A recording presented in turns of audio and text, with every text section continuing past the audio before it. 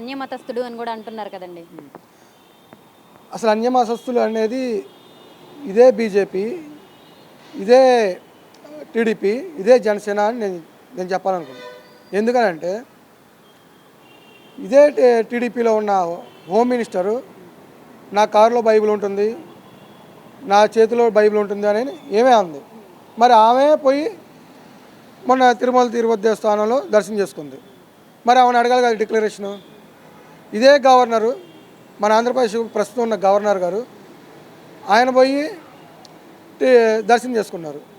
మరి ఆయన ఒక ఏ మతం అనేది వాళ్ళకి తెలియాలి. మరి ఆయన డిక్లరేషన్ అడగలేదు.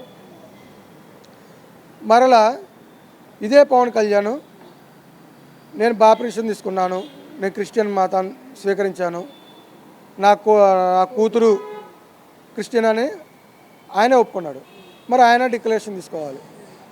మరి ఎవరిక్కడ అన్యమతస్థులు? వీళ్ళే కదా.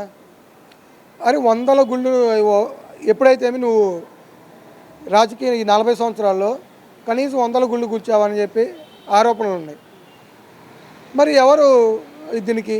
మరి పవన్ కళ్యాణ్ గారు మరి అప్పుడేమో నేను క్రిస్టియన్ అన్నారు, మరి ఇప్పుడేమో నేను హిందూని, హిందువుల మనోభావాలు దెబ్బతిన్నాయి ఈ లడ్డు వల్ల, అంటే కల్తీ జరగడం వల్ల అని చెప్పేసి ఆయన దీక్ష తీసుకొని మరి విజయవాడ గుడి టెంపుల్ మెట్లన్నీ కడుగుతున్నారు కదండి. ఆయన ప్రొఫెషన్ ఏంటి? యాక్టర్. అదే చేస్తున్నాడు అక్కడ. ఆయన యాక్టర్ కాబట్టి అదే చేస్తున్నాడు. ఈ లడ్డు కల్తీ జరిగింది అని అంటున్నారు.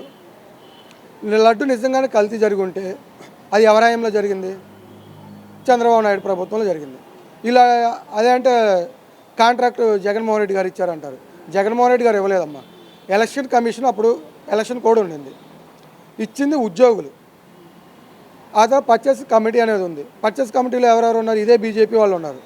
మరి బీజేపీ వాళ్ళు కూడా ఇప్పుడు వాళ్ళ కల్తీ జరిగి ఉంటే బీజేపీ వాళ్ళు కూడా ఉండాలి కంపల్సరీగా.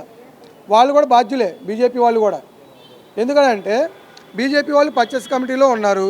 ఇప్పుడు టీడీపీలో ఉన్న మినిస్టర్, ఆయన పేరు యాదవ్ ఏదో ఉంది, ఆయన ఉన్నాడు. పార్థసారథి యాదవ్ ఆయన ఉన్నారు.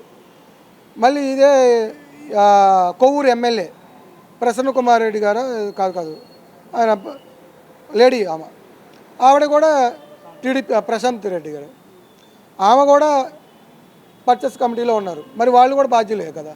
మరి వాళ్ళని అరెస్ట్ చేయాలి.